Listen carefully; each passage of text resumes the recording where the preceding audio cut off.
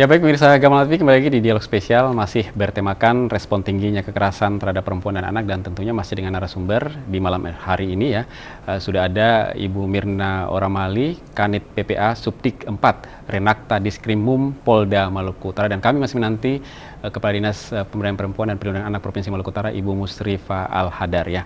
Baik, kita lanjutkan kembali. Nah, Bu Mirna tadi mengatakan bahwa dari sekian 42 kasus ini kita agak miris juga di Halmahera Utara ya, dan kebanyakan juga didominasi oleh keluarga dekat yang harusnya menjadi pelindung ya di sebuah segmen keluarga itu. Nah, kalau melihat tren seperti ini, apakah nantinya juga mungkin pihak Polda ya dengan jajaran di bawahnya itu juga akan mulai memfokuskan ke sasaran-sasaran atau ke daerah-daerah yang katakanlah rawan ya, seperti yang saat ini terjadi di Halmahera Utara? Ya, jadi memang kemarin itu sudah ada kunjungan kerja Ibu Kadis Pemberdayaan Perempuan Provinsi kepada Bapak Kapolda. Kebetulan saat itu yang mendampingi adalah Bapak Direktur Reskrim kami, kemudian Ibu Kasubdit 4 dan saya sendiri. Nah, pada saat bincang-bincang dengan Bapak Kapolda, memang sudah ada regulasi yang ingin dibahas gitu. Jadi yang ditekankan saat itu adalah bagaimana kita mengumpulkan data-data dulu, kemudian kita pilah. Jadi kekerasan terhadap anak ini kita lihat lagi sebabnya ini apa, kekerasan terhadap perempuan sebab-sebabnya ini apa.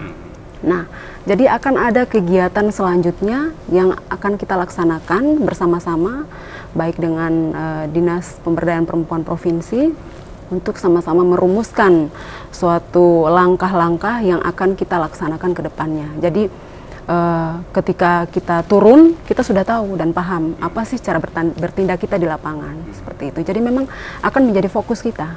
Bukan cuma di Halmahera Utara yang punya 6 kasus persetubuhan itu, tapi ada di beberapa unit pelayanan perempuan dan anak juga yang menangani, itu juga menjadi fokus dari kita bersama. Oh, ya, baik. Menjadi fokus kita bersama ya. Baik, kalau dilihat dari sejumlah kasus yang terangkat ini ya, apakah ini mungkin ya dari penyelidikan ataupun pendalaman ini merupakan hal-hal yang memang sudah lama terjadi, kemudian apa yang menjadi alasan sehingga kasus ini mulai terbongkar? Apakah rasa kesadarannya, ataukah memang ada orang di luar sana yang mungkin melihat ini ada sesuatu yang tidak baik ini ya yang terjadi ya? Iya. Jadi memang ada beberapa dari banyaknya kasus persetubuhan itu, si pelapor ini takut melaporkan ke polisi. Akhirnya dia dalam rentan waktu kejadian sampai dengan dilaporkan itu lama. Nah, kejadiannya contohnya 1 tahun yang lalu dilaporkan baru tahun ini. Nah, itu ada beberapa yang terjadi. Nah, namun yang kami lihat bahwa memang ada semacam orang pihak ketiga atau LSM kayak gitu yang mengerti dan paham hukum, memberitahukan kepada pihak korban bahwa ini tidak bisa dibiarkan begitu saja. Kalian harus bertindak, dalam hal ini melaporkan masalah ini karena ini merupakan masalah pidana. Seperti itu. Jadi memang ketika kita lihat memang ada masyarakat tertentu yang memang masih dalam tanda kutip awam hukum, sehingga mereka tidak tahu nih harus kemana, harus berbuat apa ketika mereka atau anak mereka mengalami tindakan kekerasan, seperti itu.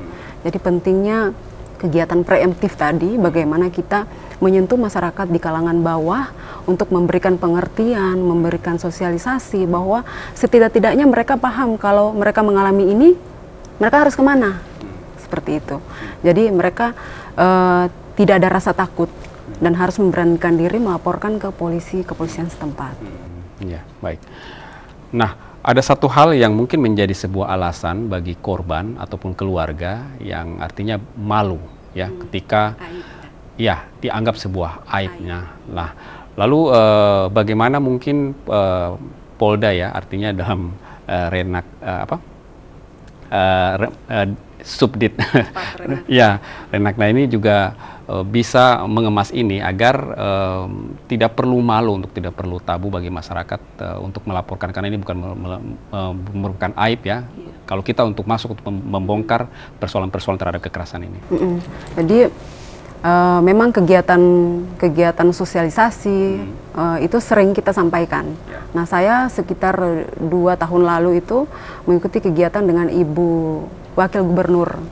Beliau mempunyai rencana kerja yang luar biasa saat itu, melaksanakan kegiatan penyuluhan maupun sosialisasi terkait undang-undang kekerasan dalam rumah tangga maupun perlindungan anak. Nah, saat itu kebetulan kita dilibatkan. Nah, dari kepolisian dilibatkan, kemudian dari LSM dilibatkan. Nah, kita sama-sama turun. Ternyata sampai di sana saya baru sekali aja ngisi materi saat itu. Tapi ternyata saya mendapatkan informasi bahwa kegiatan itu sudah berkelanjutan. Dan memang fokusnya itu di desa-desa yang ada di Daratan Oba. Nah, itu sangat luar biasa. Nah, pada saat itu kita memberikan edukasi ke masyarakat. Kita menitipkan nomor HP karena memang call centernya untuk kasus-kasus yang berkaitan dengan perempuan dan anak itu memang belum ada. Nah, sehingga terobosan yang kami lakukan yang menitipkan nomor HP kami. Nah, dengan harapan apabila ada masalah-masalah, masyarakat setidak-tidaknya menghubungi kami. Jadi kami bisa memberikan akses, bisa memberikan saran, harus ke sini, seperti itu. Jadi itu program yang sangat baik sekali, bagus sekali. Namun di tahun-tahun berikutnya 2019, 2020 sampai ke sini saya belum lihat lagi nih. Nah, saya berharap kerjasama dengan Ibu Kadis nantinya ini bisa berjalan seperti itu. Jadi kita memang betul-betul menyentuh masyarakat lapisan bawah agar masyarakat itu paham dan tahu ketika mereka berhadapan dengan masalah ini harus bagaimana, seperti itu. Ya, baik. Nah, kalau misalnya nantinya ya, mungkin yang menyaksikan perbincangan di malam hari ini ya, mungkin tergerak juga ya untuk menyampaikan atau sekedar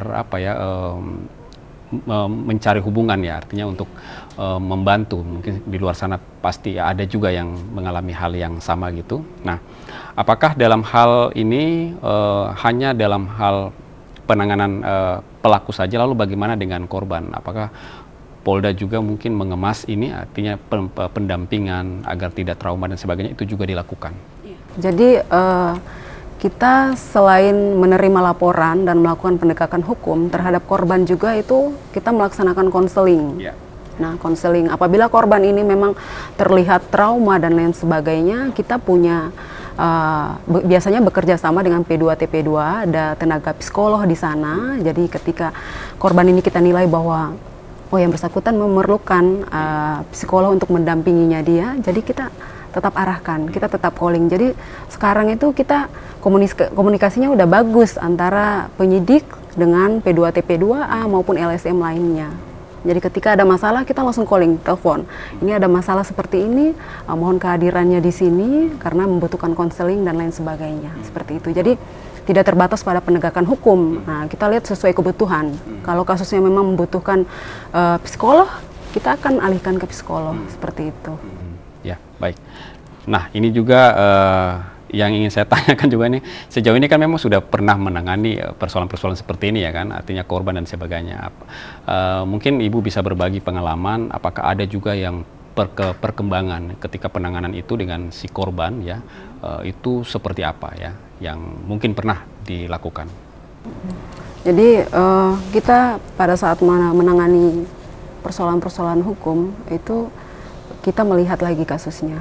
Nah, kalau kasusnya itu setelah kita dalami ternyata dia berkaitan dengan tindak pidana yang lainnya akan tetap kita tindak lanjuti. Nah, berdasarkan pengalaman selama ini memang biasanya tidak satu tindak pidana yang terjadi, tapi dia berkaitan dengan tindak pidana lainnya, sehingga itu tetap jadi fokus kita dalam proses penegakan hukum itu sendiri. Ada yang mungkin pernah trauma, kemudian dilakukan pendampingan dan rasa trauma itu dia hilang dan bisa normal kembali? Iya, ada.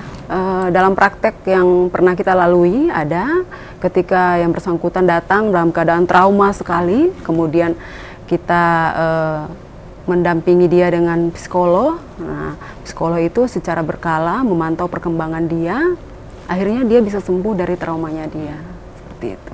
Jadi memang ada perkembangan dan kerjasama itu berjalan sampai dengan saat ini.